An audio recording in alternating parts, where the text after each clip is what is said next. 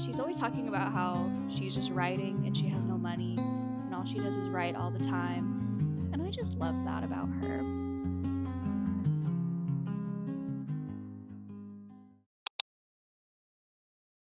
Hi, thanks for coming to my vlog. When I was doing my eyeliner this day, I was like, wow, I can't believe I got it even on the first try.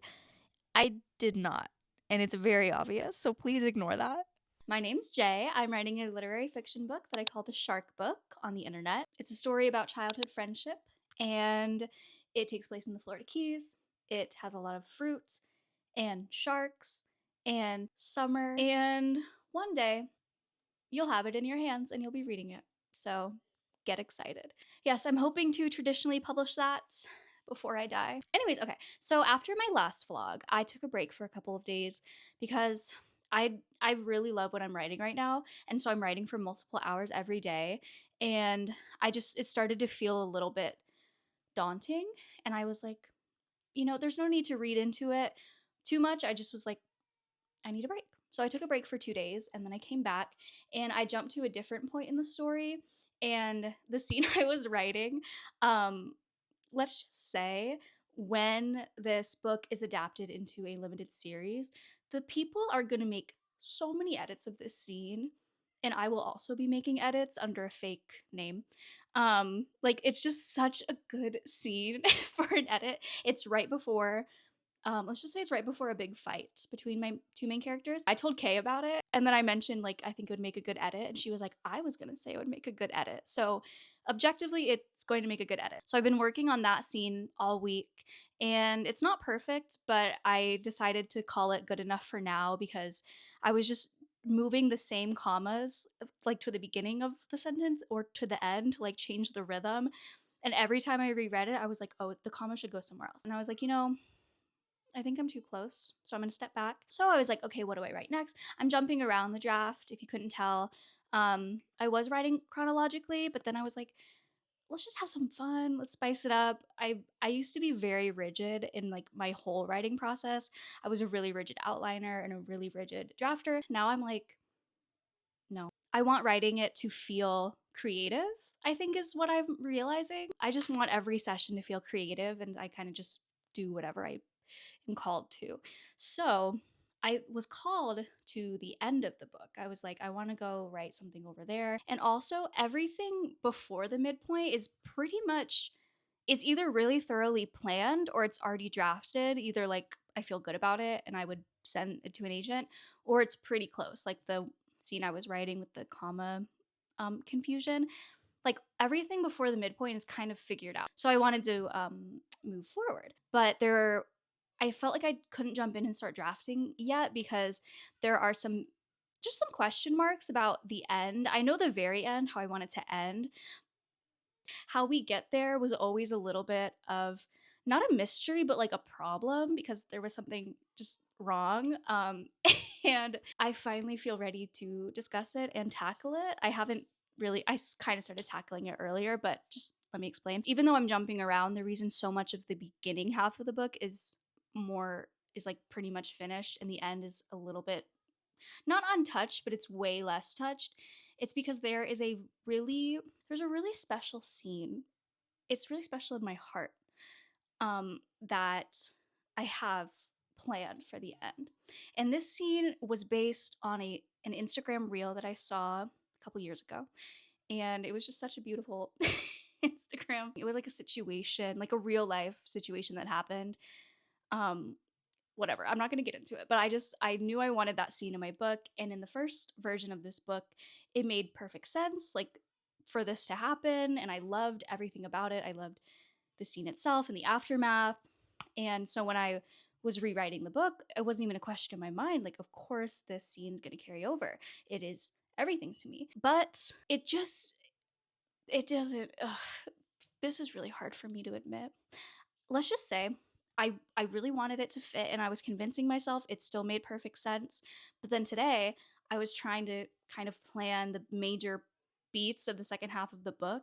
And I realized I was trying to fit the book around this one scene instead of just following my characters and their arcs and what would make sense. I was really, really grasping at the air, just trying to make this make sense. Yeah, I still love the situation, and I think I'm gonna reuse it in some way.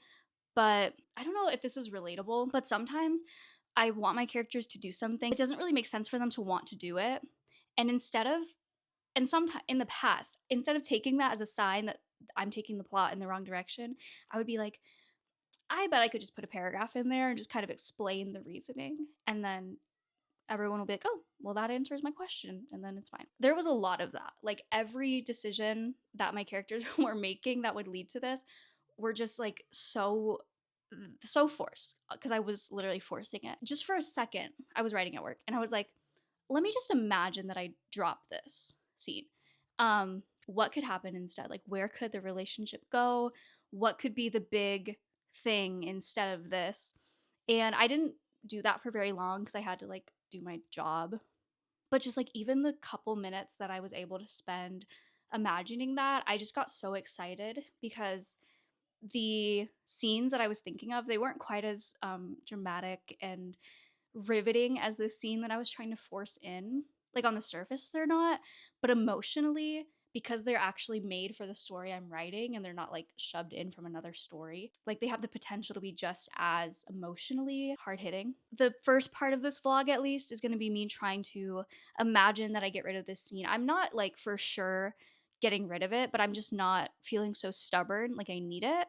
I'm just gonna be open to it not happening and being reused in another life, maybe. I'm proud of myself for getting to this point. I really think I needed a lot of time away from that first draft and to really fall for this new version of the story. I don't really feel like I'm losing anything. I think I'm just making the book better, but it took a long time because this scene, I used to fall asleep thinking about this scene because it was just so important to me. It was crazy. Okay.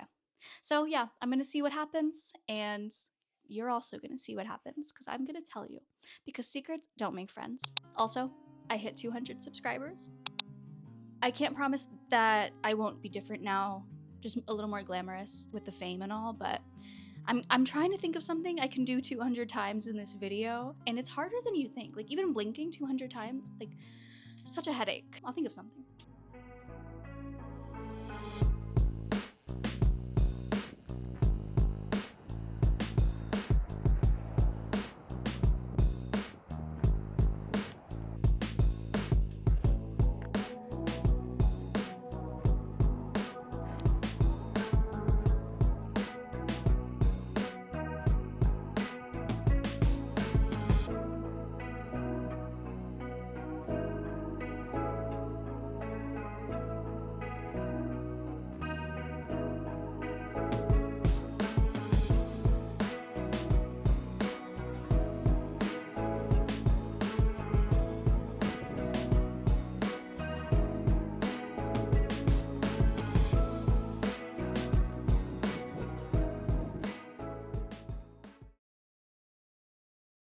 Hi, friends, and hi, fans.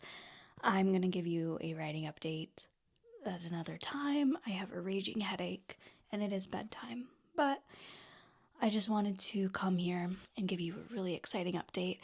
It's really exciting for me and 6 other girls. Aside from that, I mean, it could be exciting for my viewers because you'll get some content. But me and the writing girls have solidified the date and location of our writing retreat. And this is something that we have been talking about for a long time. And I remember before I even started my channel, Brielle posted a vlog going on a writing retreat. And I just thought if I ever have friends, like writing friends, and I'm going on a writing retreat with them, I will be so happy. And now it's happening and it just feels so like I could cry. I'm dry right now, but like I could. Yeah, I was FaceTiming Catherine and Cassidy last night and it was so fun. We were just talking about how exciting it is to have people, because we have supportive people in our real lives, but they don't really like understand what we're doing and what goes into writing a book. And it's so nice to have people who do get it. And so in the future, when we all start getting our publishing wins and we start getting agents and book deals, even just when we finish a draft of a book, it's going to be so nice to have a community that like knows how hard you worked, and you don't have to try to convince them or explain it. Like, they just know. And yeah, I just want to come on here and say the writing retreat is happening, and I'm so grateful. I have a headache. I'm gonna now give an inspirational speech for the one person who needs to hear this. You should start your AuthorTube channel. If you're like, whoa, I'm kind of cool, and I think I would get along with the AuthorTube community, but I'm nervous, I think you should get in here. Of course, I remember a time before my AuthorTube channel because I started it last year, but like, it's just such a big part of my life now. I'm constantly writing with the girls, and I love making videos. Yeah, start your channel, be my friend, come on the writing retreat. The Airbnb is full, but I'll cuddle with you.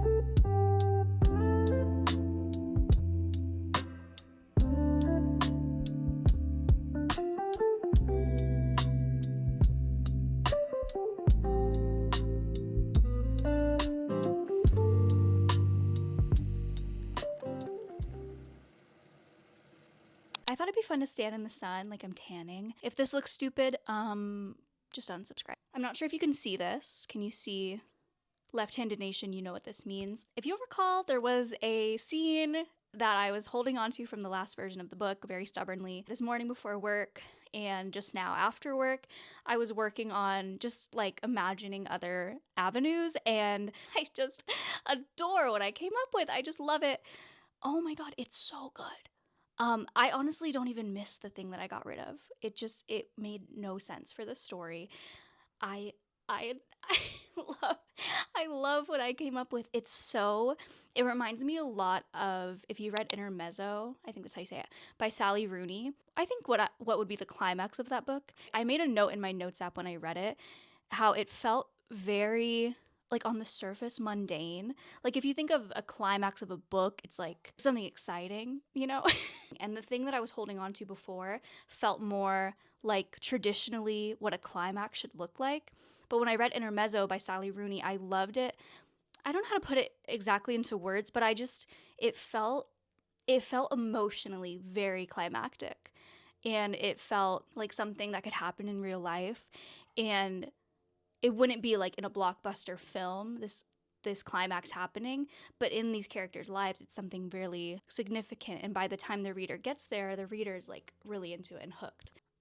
I wasn't going for that. Like, I wasn't thinking that's what I'm going to try to do right now. I was just thinking, like, what would actually happen in the story and what would fit the tone. Because I've been trying to make the tone of the book a lot less sensational than the first version. It's really just supposed to be a story about two real people who live somewhat unremarkable lives. I thought of like one scene and like the way I could write it, and I was like, I was in love with it immediately. And I was like, okay, could I make this work? Like, it feels perfect. Is it big enough? I don't know. Like, does it feel like a conclusion? And then I was thinking of what could come before and after it, and it just like I was I was tearing up a little bit because it felt like such a natural end for this story, and something so on the surface, like not that big of a deal, but just like my stomach sunk just thinking about it happening to these characters. Yeah, so I'm on top of the world right now, and it's Friday. I love when I feel in my writing process, or not feel, like I love when I can see tangible growth, like me getting better as a writer, and I feel like my ability to let go of that thing that I really loved and like just look at this story. Yeah, I did have to lose multiple things that I liked. An agent isn't going to care how much you love a scene if it doesn't make any sense in your story. I still have to think of something to do 200 times.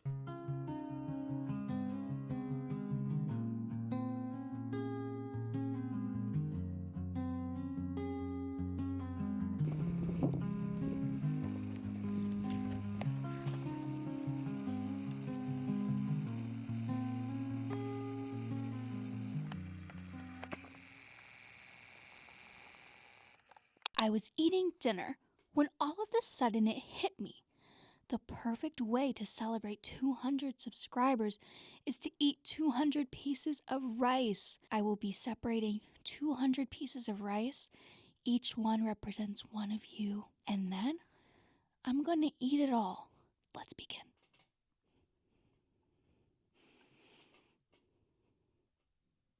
$199, $200.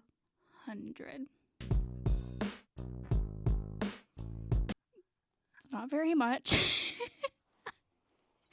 I was looking at this plate and I was like, because I had already eaten some when I thought of the idea, and I was like, oh, I hope I didn't eat too much of it so there won't even be 200 pieces left.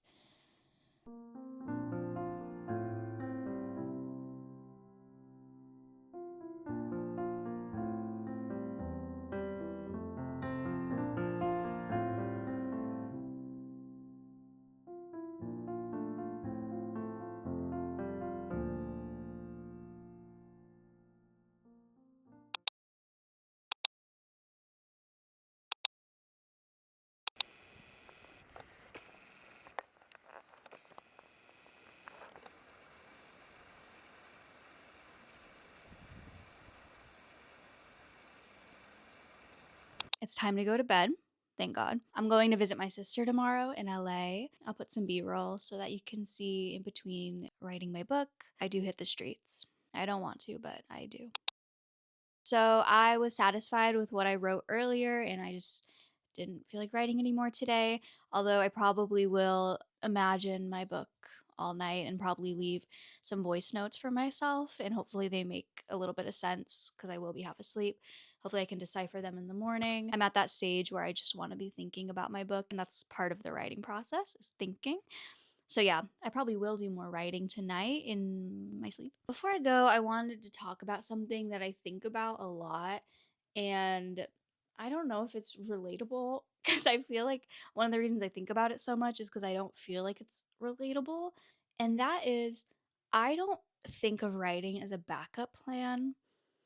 And it's not that I think a lot of people think of writing as a backup plan, but what I mean is I don't have like a steady career right now. I'm not balling monetarily. And it's not because I think I'm going to get rich off of writing, but it's that I think I can make a decent chunk of money like eventually. I think I'll always have a second job, but I do think and plan on making money from my writing like in a long time, not like next year, but maybe in the next 5 years I plan on doing that. And so I've talked about this before. I'm a substitute teacher right now. And every single day everyone's like, are you getting your credential? And I'm like, no, I'm going to write a book. And they're like, I know it would be smarter to get my credential and make a lot more money, but I just can't bring myself to do that. Like, I just can't bring myself to devote so much mental energy to something that I'm not passionate about. And I just want to like leave so much mental room for my writing. Because when I'm at work, I often get to write because sometimes the sub plans are like, the kids will watch a movie. And that means I get to write my bestseller like at work, which is great. But even if I can't write while I'm at work, the second I leave work, I'm done. Like, I don't have to grade papers or like think about, oh, this kid's a mess. How am I going to help him? Not my circus, not my monkeys. Every day I leave and I'm free. I like that I'm not so overwhelmed by my job and I actually really enjoy it. But it's more just like societally and just comparing myself to other people my age who are getting their life going and I'm still over here like figuring out where my commas go. It just feels like I'm falling behind a lot of the time. But you know who does enable me to make these poor financial decisions? This woman, Sheila Hetty. She's always talking about how she's just writing and she has no money and all she does is write all the time. And I just love that about her. And I just feel like it is okay. Like the goal in life is not who can have the most money. Like, I always think about how if I like were to get a more real job, yes, I would make more money, but my day to day I would enjoy less. I'm okay with what I'm doing. It just feels like constantly I'm getting judged for it. And sometimes people are supportive, but like I just feel judged all the time. I'm really all in on the writing thing. which is not advised. Yeah, I don't have a conclusion. I mean, I'm not going to change anything about my life, so I can't be that worried about it. Yeah, also this book is amazing. I forgot to say, I'm reading it. I'm almost done with it. It's just so experimental and just so smart and funny and beautiful. Did I already say that? I love it. Thank you so much for watching. Thank you for 200 subscribers. For 300, I will be doing 300 pull-ups. Yep. That's and I promise.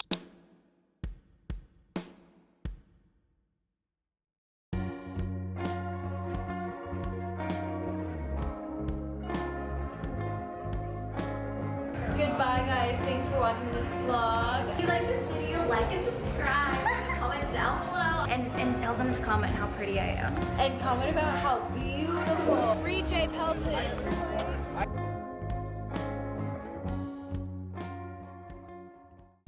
Subscribe.